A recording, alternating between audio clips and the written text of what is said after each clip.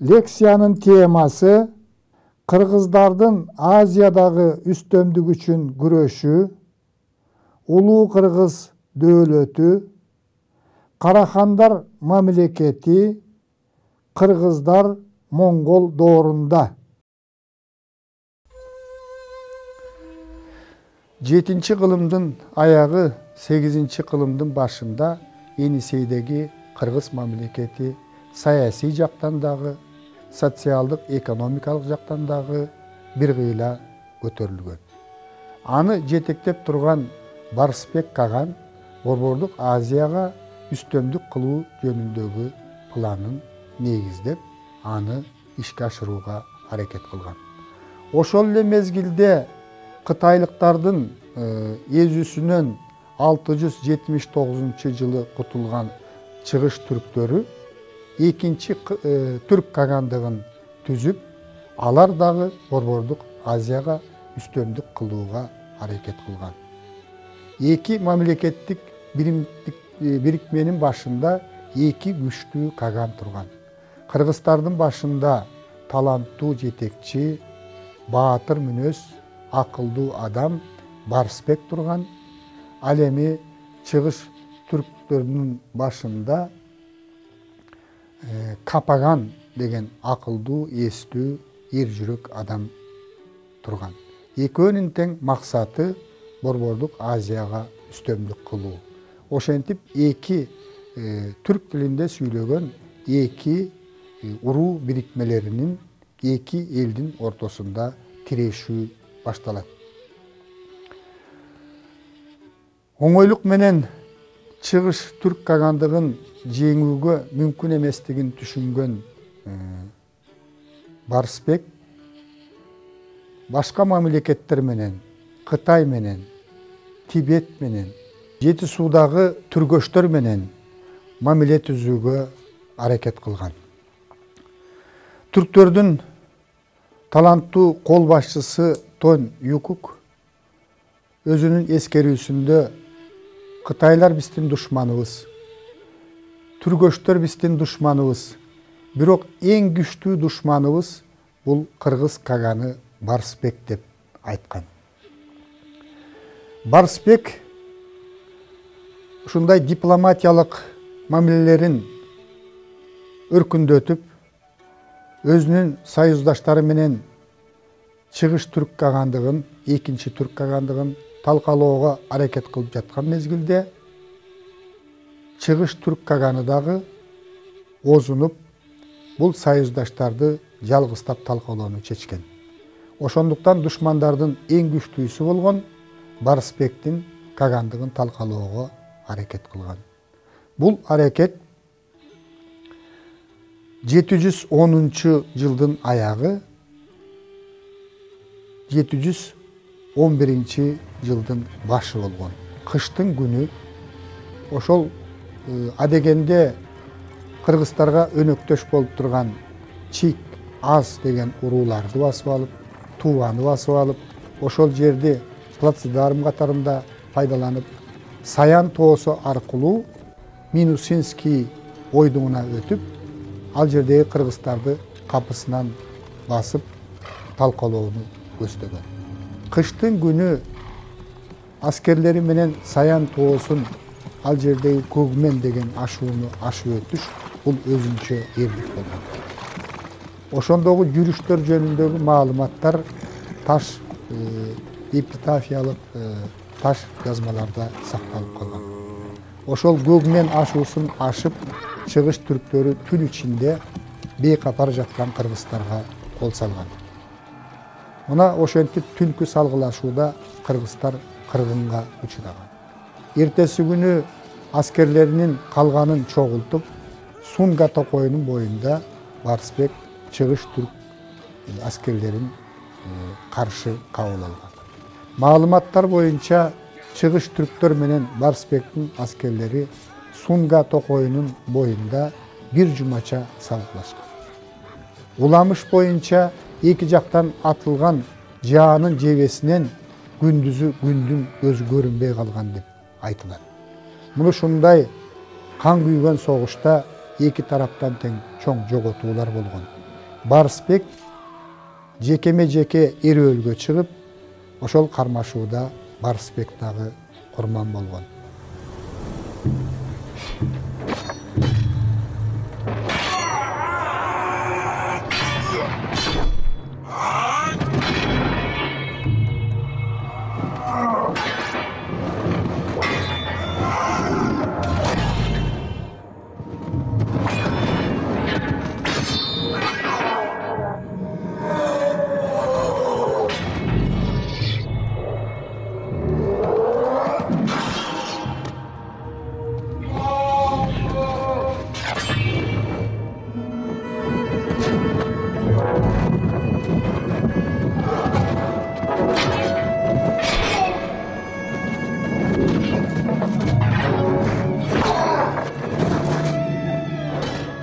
Ошентип Кыргыз кагандыгы Чыгыш түрк кагандыгы тарабынан талкаланган.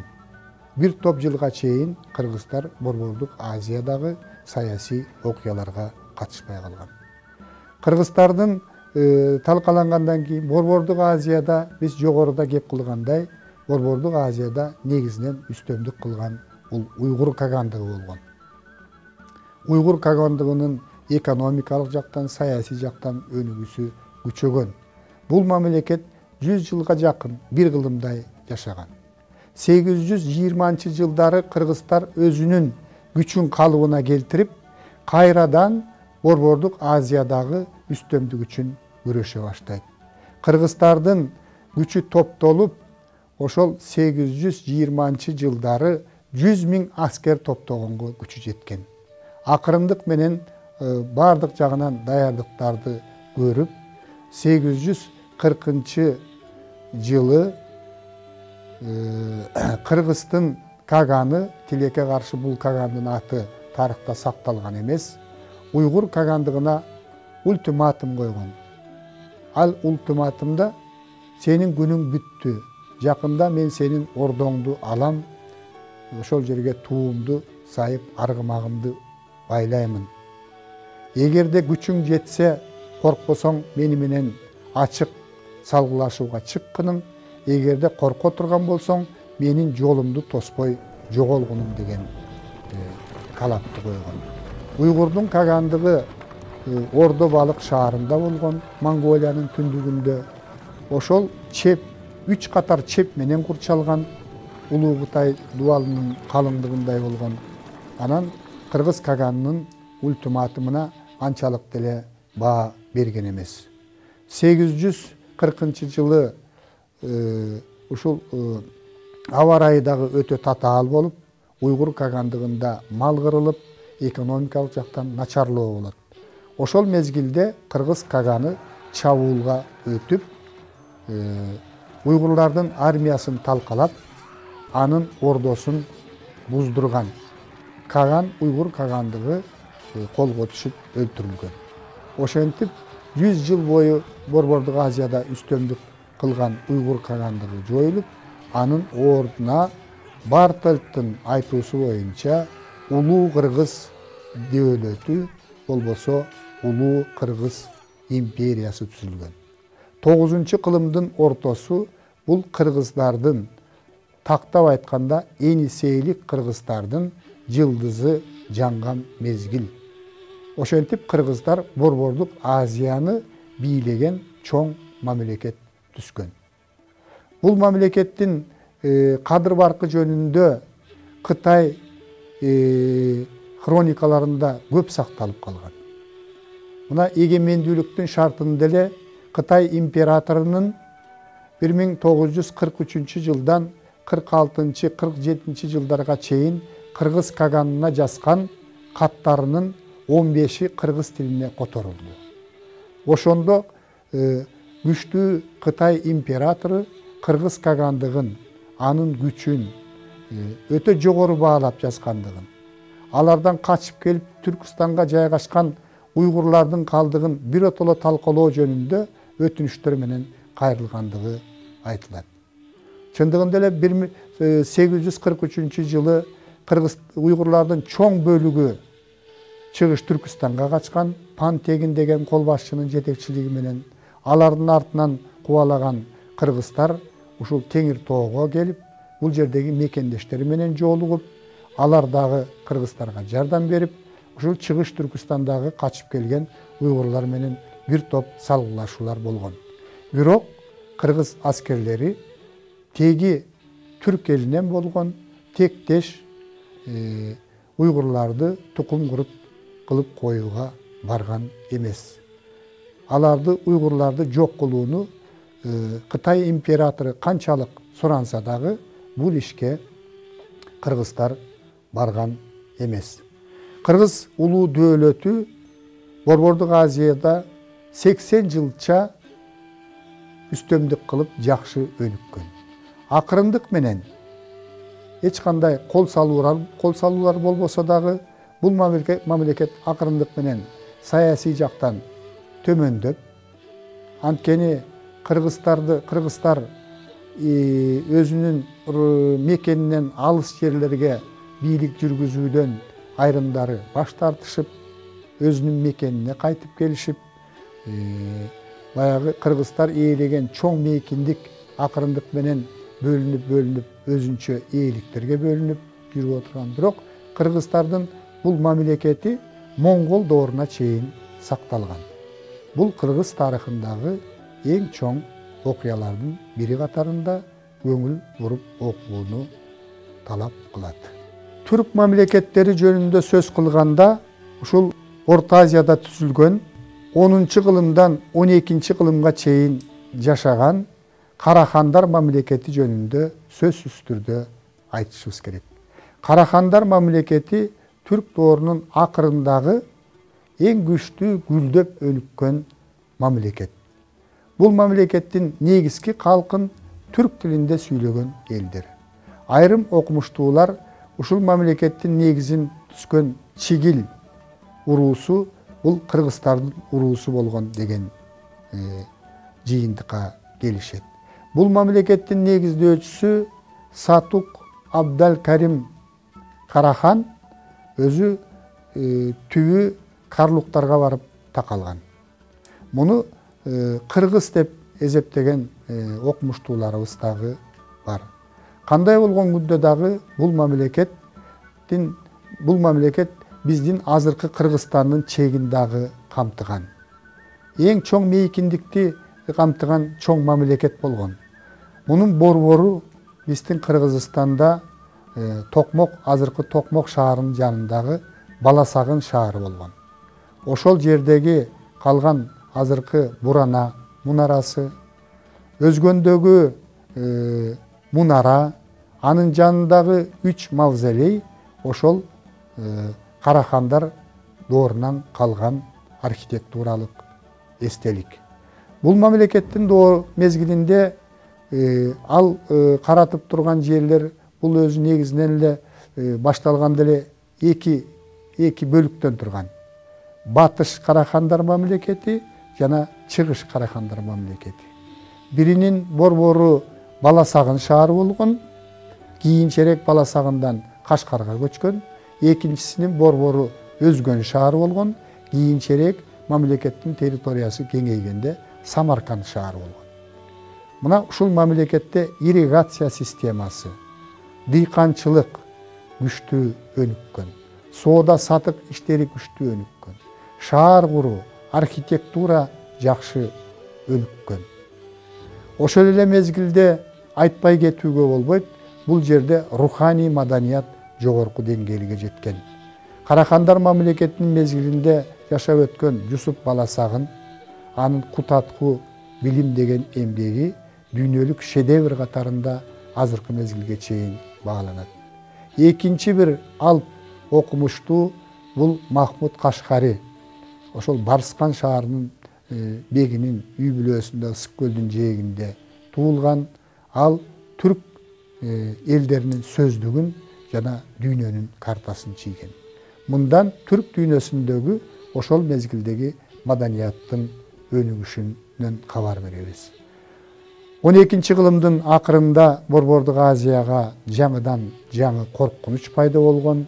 Ошол мезгилде ушул Карахандар мамлекети дагы алсырап начарлай баштаган. негизги себеби эле мурдатан келаткан ичара бийлик талашуу. Ушунун натыйжасында аларды моңгол населиндеги кара кытайлар басып алган. Кара кытайлар ошол Кытайдын түндүгүндө 10-11 кылымдарда эле жашаган, ошол жерде күч алган, моңгол тилинде, моңгол туңгус тилинде сүйлөгөн эл болгон. Алар биригип ошол жерде Ляо, Темирдей деген мамлекет түзгөн. Ошол мамлекет учурунда адегенде түндүк Кытайды, андан кийин ортоңку Кытайды басып алып, ал жерге бир кылымга жакын бийлик жүргүзгөн. Ошондуктан азыркы мезгилде биз Кытайды ошол моңгол кытайлардын аты менен атап калганбыз. Кытайлыктар өздөрүнүн хан тукуму, ханзулар деп эсептейт. Ол жерден ушу тарыхтын тамашасы кытайларды бөлөк элдер орто кылымдардагы анын душмандары монголдордун аты менен атап калган. Алар акырындык менен жылып, анан ушу Караханит мамлекетин басып алып, ушул Орто Азияда 90 жылга жакын бийлик жүргүзгөн. Алардын башында Элүй Даши турган, ал ушул жерде өзүнүн тегерегине чогулган 40 миңдей түтүн эл менен адегенде Чыгыш Түркүстанга келип, анан ал жерден Кара Кытай хандыгын түзүп, анан кийин Карахандар мамлекетин басып алып, Си Ляо деген империя негиздеп, ошол империяда Гурхан деген ат менен өзү жеке бийлик жүргүзүп турган. Мына ошол мезгилде Чыңгыз хан аренага чыгып калган. Чыңгыз хандан качкан Найман ханынын уулу Кучулук качып келип, ушул Гурханга кызматка өткөн. 1212 жылы ал Гурханды колго түшүрүп, өлтүрүп, анын бийлигин тартып алган. Жергиликтүү эл Кучулукту узурпатор катарында жаман көргөн, анын саясатын жактырган эмес. Бирок өжөрлөнгөн Кучулук абалды оңдоого, элди баш ийдирүүгө аракет кылган. Бирок жергиликтүү эл Кучулуктун саясатын эч колдобой, аны мамлекет башчысы катарында кабыл албай, андан кутулуунун жолдорун издеген. Мына ошол мезгилде чыгыштан Чыңгыз хандын каар заманы Кыргызстанга жакындап калган. Эми кыргыздардын моңгол доорундагы абалына кыскача токтололу. Тарыхта белгилүү 1206 жылы моңгол урууларынын башын бириктирип багындыргандан кийин 1206 жылы Темучин өзүнүн мамлекетин империя деп жарыялап, өзү Чыңгыз которгондо күчтүү хан деген титулду алган. Бийликке келгенден кийин алгачкы жылдарында эле ал баскынчылык саясатын баштаган. Биринчи жолу 1207 жылы ал өзүнүн уулу Жучини Токой элдерине, тагыраак айтканда Энисейдеги бир катар урууларга, анын ичинен кыргыздарга жортуулга аттандырган. Монголдордун күчүн сескен кыргыздар ошол мезгилде 3 хандыкка, чакан хандыкка бөлүнүп жашаган. Алар кеңешип туруп, Жочунун алдынан тозуп чыгып, ага Күлүк Аргымак, Ак Шумкар, аң терлерин тартуулап, Чыңгыз хандын бийлигин тааныгандыгы жөнүндө билдиришкен.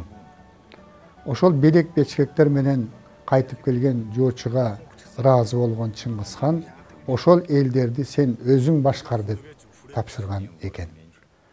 Бирок 10 жыл өткөндөн кийин 1217 жылы мурун кыргыздарга кыштын болуп налог төлөп коңшу жашап келген Тумат эли эзүүгө чыдабай монголдорго каршы көтөрүлүшкө чыккан. Чыңгыз хан өз ыктыяры менен кошулгандыгына байланыштуу бул көтөрүлүштү басуу ишин кыргыздарга тапшырат. Кыргыздар көтөрүлүштү басмак тургай, аларга кошулуп, кыргыздардын кол башчыларынын бири Курулун көтөрүлүшкө жетекчилик кылат. Монголдор көтөрүлүштү басуу үчүн чоң аскер жөнөткөн. Ушул мезгилде монголдор Минусинскийге келип, ал жердеги элдин баарын кыргынга учуратып, 6 айга чейин ошол чөлкөмдөгү элди баш көтөргүс кылып басуу үчүн өтө камкордук менен көтөрүлүштөрдү баскан. Тарыхта көп айтылбай жүрөт, ошол мезгилде Чыңгыз хандын чабуулунда Енисейдеги кыргыздар көп кыргынга учураган. Аман калгандары бийик тоолорго, киши жетпей турган жерлерге качып кутулган. Көпчүлүгү туткундалып, кулчулукка сатылган. Мына Енисейдеги кыргыздардын тагдыры ушундай болгон. Эми Чыңгыз хан Орта Азияны басып алууга аракетин күчөтүп, бул жака өзүнүн армиясын жөнөткөн. Ошол кучулуктун узурпаторлук саясатынан тажаган бул жактагы жергиликтүү эл 1218 жылы басып келген монголдорго анчалык деле каршылык көрсөткөн эмес. Ошентип 1218-19 жылдары ушул жердеги кыргыздар дагы монголдорго баш ийип берген. Жыйынтыктап айтканда, кыргыздарга монголдор жакшылык кылган эмес. Енисейлик 6 айлык кыргыздарды бөлөк жака көчүрүү иши ушул 12 кылымдын аягына чейин, андан кийин 13 кылымда, 14 кылымга чейин жүргүзүлгөн. Кыргыздарды таратуу, бөлөк жактарга бытыратып бөлүү саясатын жүргүзгөн. Кыргыздардан чыккан мыкты усталарды ички Монголияга курал жарак жасатуу үчүн алып кеткен. Анткени кыргыздар ошол хан темирден, метеорит тектүү темирден курал жарак жасаганды жакшы билишкен.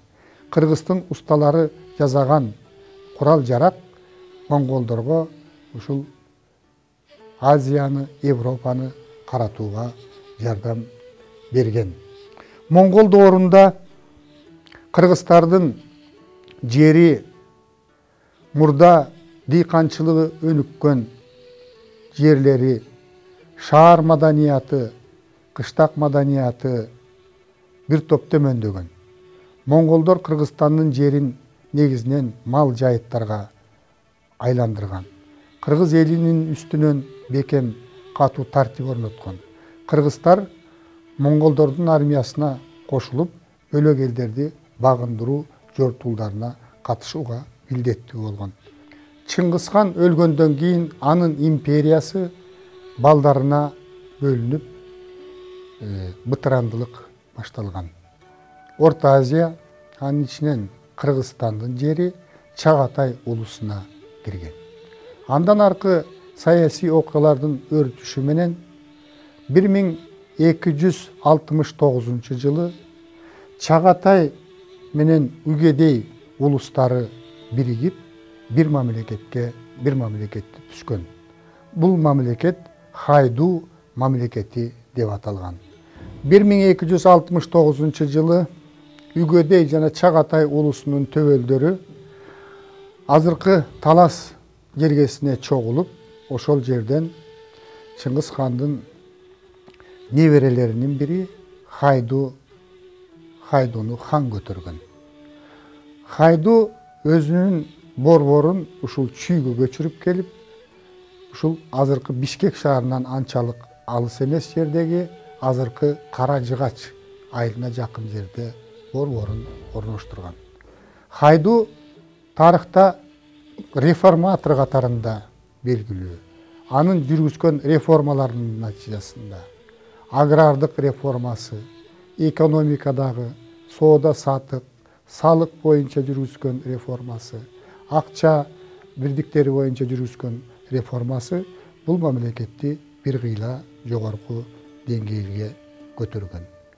Бирок 14 кылымдын 40-жылдарында Хайду мамлекети дагы экиге бөлүнгөн. Биринчиси Мавренахр, бул Сырдария менен Аму дарыясынын ортосундагы аймак. Экинчиси Кыргыз Теңир тоону, Чыгыш Түркүстанды ээлеген Моголстан мамлекети. Мындан аркы тарыхта ушул Мавренахр менен Моголстандын ортосундагы саясий мамилелер бир топ орунду ээлейт. Адегенде Пулатчы негиздеген Моголстан мамлекети күчтүү чыккан. Бул мамлекет Борбордук Азияга, тагыраак айтканда Орто Азияга үстөмдүк кылууга аракет баштаган. Пулатчы Чыңгыз хандын тукуму болбогондуктан мамлекеттин башчысы катарында өзүн жарыялай алган эмес. Ошондуктан Чыңгизиттердин ичинен Тоголук Темирди 18 жаштагы мамлекеттин башчысы катарында дайындаган. Тоголук Темир жаш болсо дагы саясатка жөндөмдүү экендигин көрсөтүп, бат эле Моголстан мамлекетинин өнүгүшүнө салым кошо баштаган. Ага атаандаш болуп келген Мавренахрды өзүнө баш ийдирүүгө аракет кылып, 1360-1361 жылы Мавренахрга жортуулуу уюштурган. Бул жортууда Тоголук Темир ийгиликке жетишип, Мавренахрдан көптөгөн байлыктарды өзүнө ыйгарып, ал жерге өзүнүн наместнигин дайындаган. Мавренахрдын эли көз каранды болуудан тажаган. Моголстандын эзүүсүнөн кутулууга аракет кылган. Ошентип алар күчтүү жетекчини издей баштаган. Ошондой күчтүү жетекчи тарыхта аты калган Амир Темир. Европада муну Темирланд деп коет. Чыгыштын элдери муну Амир Темир көрөгөн деп коет. Анткени Темир Чыңгыз хандын урпактарынан болбогондуктан, ошол Чыңгыз хандын урпактарынын биринин аялына, жесир аялына үйлөнүп, ошондон кийин Чыңгызиттердин күйөө баласы катарында бийлик жүргүзүүгө өзүн акылуу деп эсептеген. Ошондуктан ал Гураган, кыргызча которгондо күйөө бала дегенди түшүндүрөт. Ушундай ысым менен ушул Орто Азияда үстөмдүк кылууга өзүнүн акысы бар экендигин билдирген. Ал 1370 жылы бийликке келип, өзүнүн империясын түзгөн. Бул империя көптөгөн жерлерди өзүнө караткан. Бирок чыгышты карай ал канчалык жортуул жасаса дагы Моголстандын элин өзүнө карата алган эмес. Тарыхый маалыматтар боюнча Амир Темир Моголстанга 1371 жылы, 1375 жылы, 1377 жылы, 1379, 89 жана 90 жылдары бир нече ирет жортуулдарды уюштурган. Бул жердеги эл Амир Темирдин аскерлерине сок курууга аракет кылган. Алардын ичинде кыргыздар да болгон. Бирок Амир Темир канчалык аракет кылса дагы ушул Моголстандын жерин өзүнө багындыра алган эмес. Ошол Амир Темирдин Кыргызстанга жүргүзгөн чабуулунан, жортуулунан ушу Ысык көлдүн башындагы Сан таш деп аталган тарихи эстелик калган деген маалымат бар. Уламыш боюнча ал ушул жортуулда жүргөндө аскерлерин санаш үчүн адегенде бир жерге ташты үйдүрүп ар бир аскерине, андан кийин жортуулдан кайтып келаткан мезгилде кайра аскерлерин санаш үчүн экинчи жерге таш үйдүргөн. Ошентип Ысык көлдүн башында бир чоң таш төбө, бир кичине таш төбө. Ал кичине таш төбө Амир Темирдин аскерлеринин азайгандыгынан кабар берет деген уламыш бар.